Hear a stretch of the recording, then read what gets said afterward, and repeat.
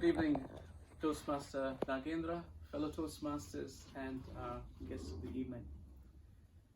This is a fairly long speech. You know, I have a couple of requests. One request, if you fall asleep, please don't snore. The second request is if I pass out, just drag me to my seat, wake me up after some time and tell me it was a great speech.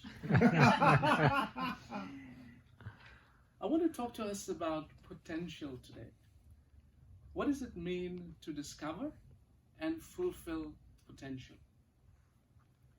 The CIA was wanting to hire a potential agent. And after interviewing about 50 people, they selected 3 for the final interview. And so all of them were sitting in a room outside. The first one was called. He was handed a gun. And he was told, we want to know that you can fulfill all instructions without questioning. I want you to walk into that room. You'll see your wife sitting in a chair. I want you to shoot her. So the guy says, what? What do you mean I can't kill my wife? No, I'm sorry. So then the instructor says, you're not the man we need. Here's the way out. So he walks out. Second guy comes in, instructor gives him the same instructions. The wife was in their room. Go in there, shoot her. He says, what do you mean? So he's shivering. Okay, I need to do something. So he goes in, he tries to hold the gun, his hand is shivering. After a few minutes, he just walks out all sweaty. And he says, sorry, I can't do it. I'm not your man. He walks out. A woman comes up. The woman is told, your husband is in the chair. Here's the gun. Go in and kill him. So she walks in. So they hear 3 shots ring, bang, bang, bang. And then after that, they hear a loud noise, banging, screaming. After 5 minutes, the woman comes out. She's all tired. She's like, why did you give me blanks? I had to use a chair and kill him.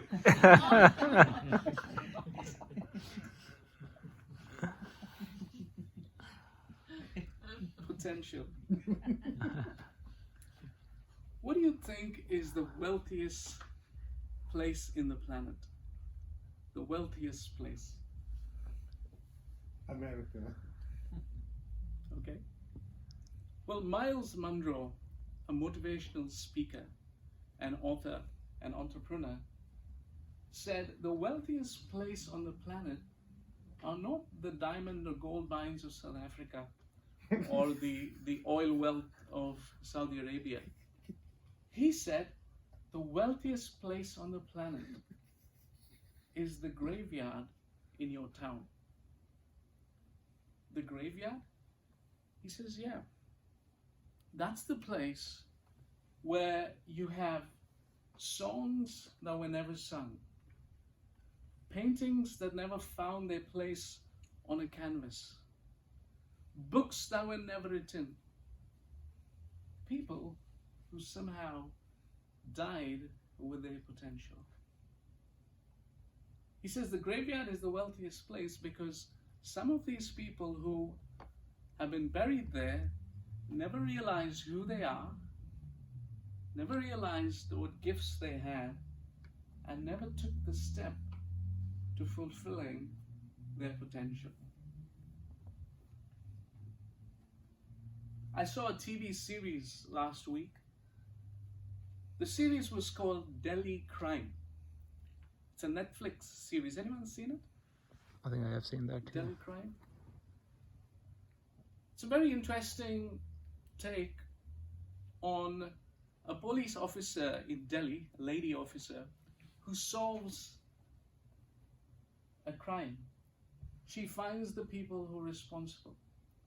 Somewhere in, I think, 2012, there was a terrible crime that happened in Delhi. A woman was molested and beaten up very badly, thrown out of a bus, and left to die. 6 young people between the age of 16, I think somewhere around 22, 23, were involved in this crime. The bus driver and the others in the bus. And the story is about how this lady solves the crime, how she finds out who did it, how they did it, etc. In 2020, 5 of them were given the death penalty, death by hanging. And one who was a minor, he was about 16, was I think put in prison for 3 years or something like that. When I heard that story first, what struck me was not anger, but grief. Yes, I was upset that they did this terrible thing to that woman, and she needed justice. She died. But I was surprised at the emotion that I had. It was grief. And I was actually grieving for these 6 people. I was thinking, what a loss of life. Yes, the one woman died. She needed justice. And I empathize, I stand with her and her family. Those men must be punished. But then I thought, my goodness, look at these 6 people threw their lives away. Wasted their lives. 5 of them will die by hanging. The 6th one, I don't know what will happen to him. And of course, they wasted that young girl's life as well. I was thinking, what was it that made them do these things? Was it their upbringing? But was it because they didn't know who they are, or what they carried, or their self-worth, that they would do something like this? I work a lot with young children and youth. Some of my work involves developing training materials for frontline workers to work with these young people. And one of the things that we try to do is help young people get a sense of identity.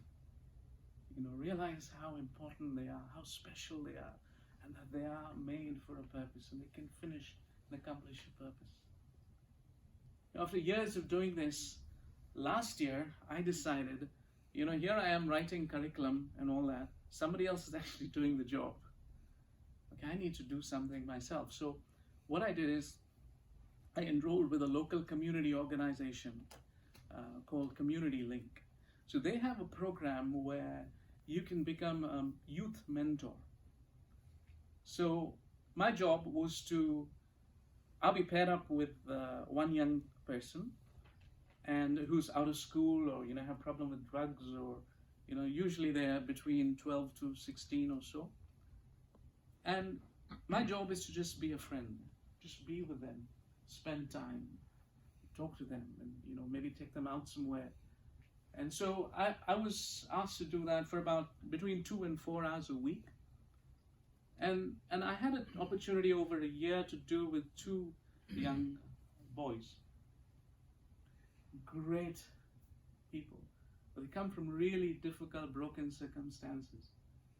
One guy was brilliant in maths and physics, but he got into trouble. He got into drugs, dropped out of school, and he thought he could not make it in life. But over the course of our conversation, I discovered that this guy was really good. We would have conversations about astronomy and outer space, and he knew more about physics and math than I did. I couldn't help him there at all. But then my aim with that guy was to say, hey, you know what, he wanted to become some sort of a mechanic or something like that.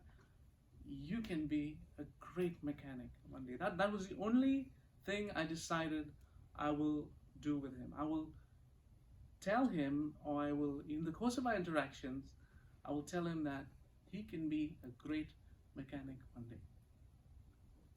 This other guy, too, was quite similar. Every other word out of his mouth would be an F and a V, and I had to get used to that. But he, too, comes from broken circumstances, did not have a father figure, got into trouble, fights everywhere. But he, too, wanted to go back to school. And the only thing that I tried to do was tell him, you can. That was an experience for me about, one, helping not just discover my own potential, right, of being able to help others, but also help people find potential. What is potential? Potential is that hidden talent inside of us. Potential is not what you do. Potential is about what you can do. Okay, the things inside you that are the gifts that probably you've toyed with, you're good at, but you haven't invested that time or that space to nurture it and bring it out. It's about that success that's inside of you that is waiting to come out. It's something hidden on the inside. And I personally believe all of us have great potential. Some of us have found our potential, we found what we're good at, and we're going in that direction. Others of us have, jumped into careers or situations where, because of somebody told us to do it, or because we felt we had no other option, we sort of jumped in on that, and we are there today. But there's a place inside of us, or gifts inside of us, that need to be nurtured, that need to come out. I always ask these questions, and about the question of who am I, identity. Why am I here? What's my purpose? Where am I going? What's my destiny? What's my legacy? Bhante gave a nice twist to it, though. He found out who he was in a different way. Practical steps to finding and fulfilling potential. The first step is to discover your purpose. What do you dream about? What do you like to do? What do you think is your purpose in life? It always helps to write it down. If resources are not a constraint, what would you be doing? Write that down. I found writing it down really helps.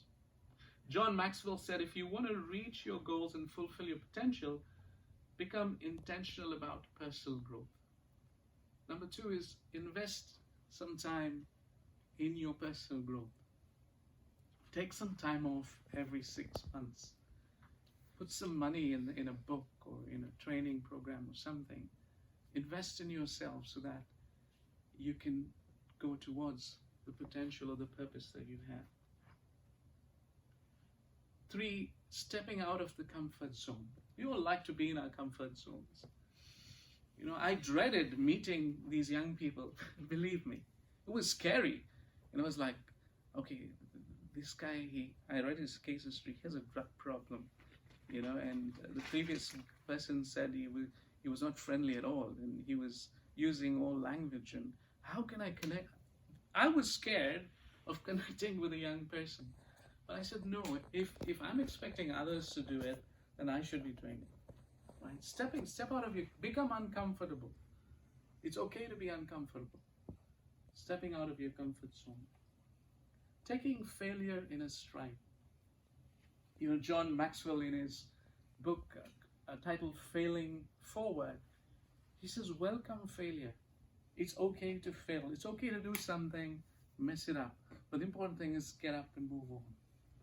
Taking failure in a stride. One of the things that I had to personally struggle with in my life is the fear of failure. Somehow, because of my upbringing, I had this mentality that if I do something, I should not fail. And if I fail, and that's terribly bad. So what that did is, I would not try new things. Okay, even in a restaurant, I won't try new things. It's that fear of failure mentality that was holding me back. But then I realized I had to let go. I had to try and tell myself it's okay to make a mistake. All I need to do is just get up and move on again.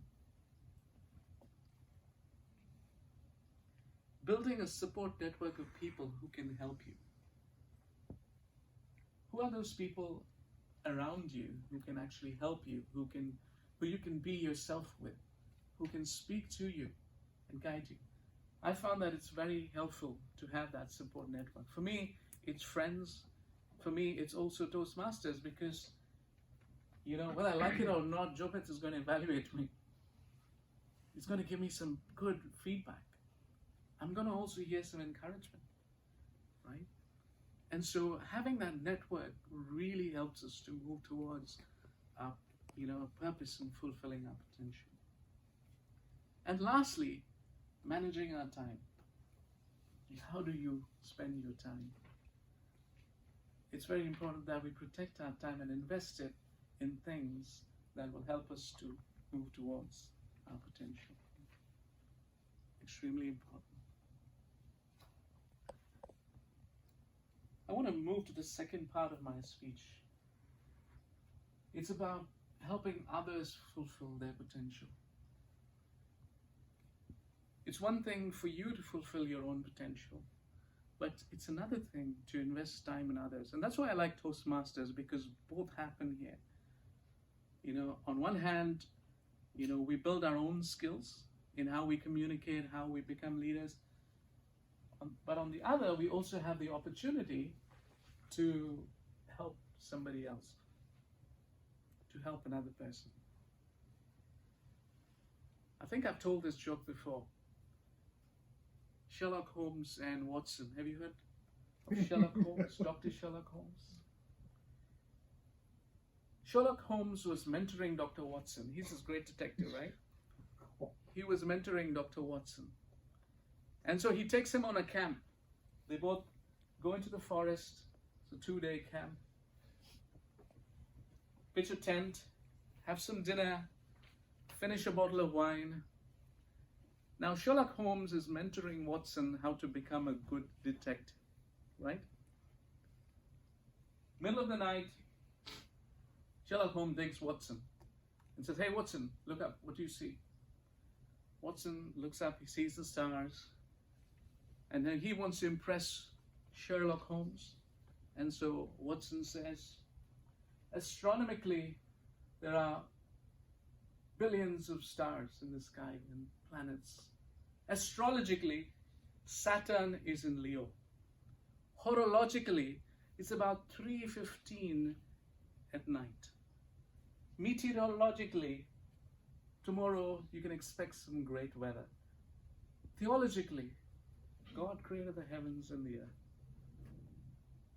And Sherlock Holmes tells Watson, "Watson, you idiot. Somebody has stolen our tent."